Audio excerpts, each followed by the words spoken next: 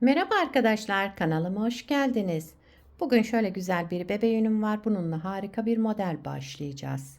Kullanacağım şiş 3 numara. Dilerseniz yapım aşamalarına geçelim. İlmeklerimi çıkardım, şöyle hazırladım. Bu model için ilmek sayısı 8 ve 8'in katları artı 6 ilmek ekleyeceğiz. Şöyle 4, 8, 8'de bir model için sonuna da 6 ilmek ekliyoruz. 8 ve 8'in katları artı 6 olması gerekiyor. Örgümün şöyle bir sıra düz ördüm arka yüzünde. Ön yüzüne geçtik. Şöyle bir sıra tersim var. Lastiksiz yapacağım için bir sıra zemin hazırladım. Şimdi modelimizin birinci sıra ön yüzündeyim. Kenar ilmeğimi örmeden aldım. Kenar ilmeğinden sonra 4 ilmek düz örüyorum. Kenar ilmeğinden sonra 4 ilmek düz. Daha sonra bir ters. Sıradaki ilmeğimin arka boşluğundan bir ilmek çıkardım, aldım. Daha sonra sıradaki ilmeğim ve bir sonraki ilmeğimi, yani şu ikisini bir aldım. Düz ördüm, tek ilmeğe düşürdüm. Devamında bir ters ilmek ördüm. Buraya kadar bir kez kurmuş olduk modeli.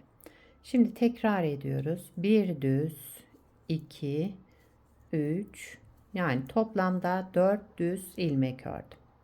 Daha sonra bir ters, sıradaki ilmeğimin arka boşluğundan, bakın şuradan boşluktan girerek bir ilmek çıkardım, aldım. Daha sonra sıradaki iki ilmeğimi de düz örerek kestim. Bir ters ilmek ördüm. Devamında 4 düz ilmek. 4 düz ilmekle başladım. 4 düz ilmekle tamamladım. Yani 6 ilmek eklemiştik ilmek sayısının sonuna. Burada 4, birer de kenarlarda 6 ilmeği bu şekilde kullanmış olduk. İkinci sıra arka yüzündeyim. Kenar ilmeğimi örmeden aldım. Arka yüzünde ilmeklerimizi tersleri ters, düzleri düz örüyoruz. Farklı bir şekilde örülmeyecek. Kenar ilmeğinden sonra 4 ters, 1 düz, 2 ters, 1 düz.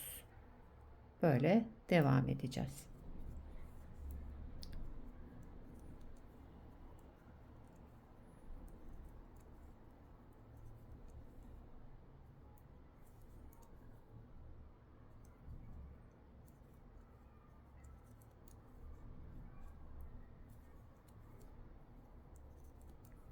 Dört ters ilmekle sıramı tamamlıyorum.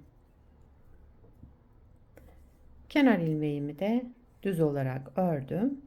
İkinci sıra arka yüzünde bu şekilde yaptık. Üçüncü sıra ön yüzüne geçtim.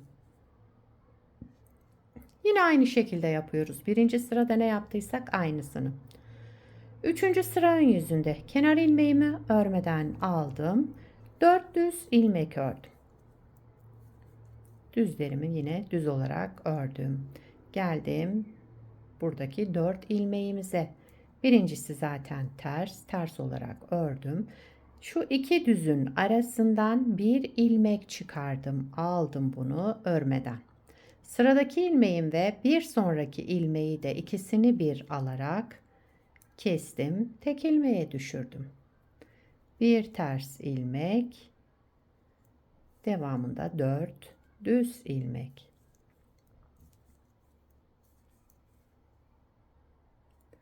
Bir ters ilmek, sıradaki iki ilmeğin ara boşluğundan bir ilmek çıkardım, aldım. Daha sonra sıradaki ilmeğin ve bir sonrakini de düz örerek tek ilmeğe düşürdüm. Bir ters ilmek, 4 düz ilmek. Üçüncü sıramızı da tamamladık.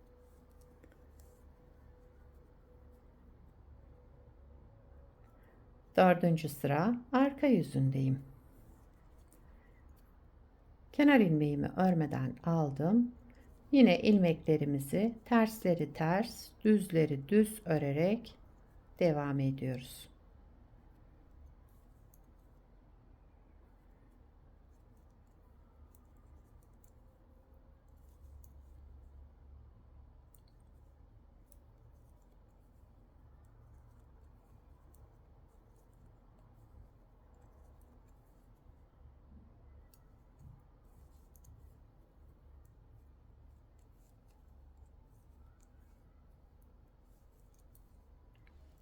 Evet, sıra sonuna kadar dediğim gibi düzlerimizi düz, terslerimizi ters örerek geldik.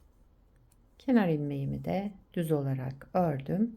Dördüncü sıramızı tamamladık. Beşinci sıra ön yüzündeyim. Yine ön yüzünde yapacağımız işlem biraz önce yaptıklarımla aynı. Kenar ilmeğimi örmeden aldım. 4 ilmek düz ördüm. 4 ilmek düz, 1 ilmek ters. Sıradaki 2 düz ilmeğimin ara boşluğundan 1 ilmek çıkardım, aldım. Ve sıradaki 2 ilmeğimi de düz örerek, ikisini bir aldım, düz örerek tek ilmeğe düşürdüm.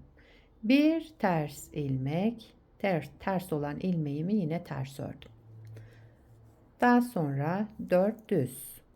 Aynı şekilde devam edelim.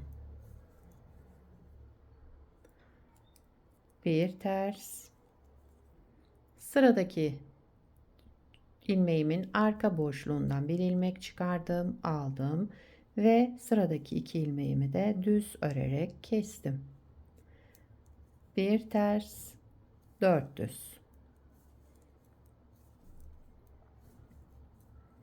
Kenar ilmeğimi de düz olarak ördüm. 5. sıramızı tamamladık. 6. sıra arka yüzündeyim. Kenar ilmeğimi örmeden aldım. Kenar ilmeğinden sonra yine ilmeklerimizi, düzlerimizi düz, terslerimizi ters örerek devam ediyoruz.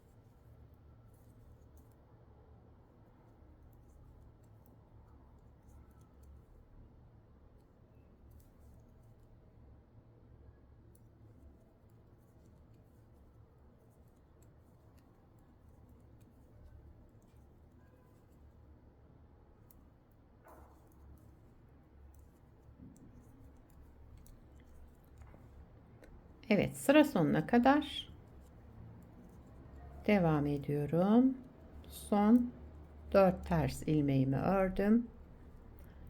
Kenar ilmeğimi de düz olarak ördüm. Modeli bir kez kurmuş olduk arkadaşlar. Bakın modelimiz 6 sıradan oluşmakta. Şurada bak model 1, 2, 3. 3 kez şu kısmı yapmış olduk bakın. Başak gibi görünen yer 3 tane olduktan sonra modeli kaydırarak kuracağız şimdi. İkinci model kurulumunda burada yaptığımız işlemleri buradaki boşluğa, buradakileri buraya kaydırıyoruz. Bu düzlerimizi de bunun üstüne, şu başakların üstüne kaydırarak başlayacağız. Birinci sırasını isterseniz beraber başlayalım. Modeli kaydırarak kuruyoruz tekrar. Birinci sıra ön yüzündeyim. İkinci model kurulumunuz. Bu defa bir ters, sıradaki 2 ilmeğimin ara boşluğundan bir ilmek çıkardım, aldım ve sıradaki 2 ilmeğimin ikisini bir düz örerek kestim. Daha sonra bir ters ilmek, devamında 4 düz ilmek. Bakın modeli kaydırdık. Buradaki işlemi buraya yaptık. Buradaki düz olan ilmeklerimi de şu başağın üstüne kaydırdık. 4 düz ilmek oraya yaptım. Aynı şekilde yine devam ediyorum. Bir ters. Sıradaki ilmeğimin arka boşluğundan bir ilmek çıkardım, aldım ve sıradaki 2 ilmeğimi de düz örerek kestim. Daha sonra bir ters ilmek ördüm. 4 düz ilmeği de bu başağın üstüne kaydırdık. Evet.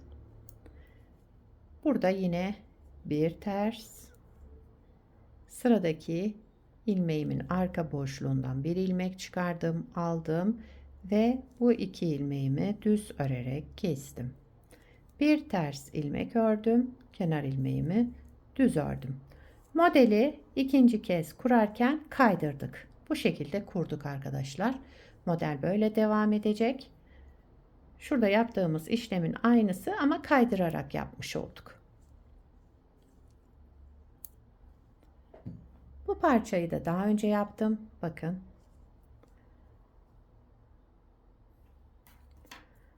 Model böyle devam ediyor arkadaşlar. Gördüğünüz gibi modelin ilerlemiş hali böyle olacak. Bunda da şöyle bir başlama tekniği kullandım. İlmekleri çıkartırken alt ipini 2 kat yaptım. Altta kullandığımız ipi 2 kat yaparak şu şekilde çıkardım.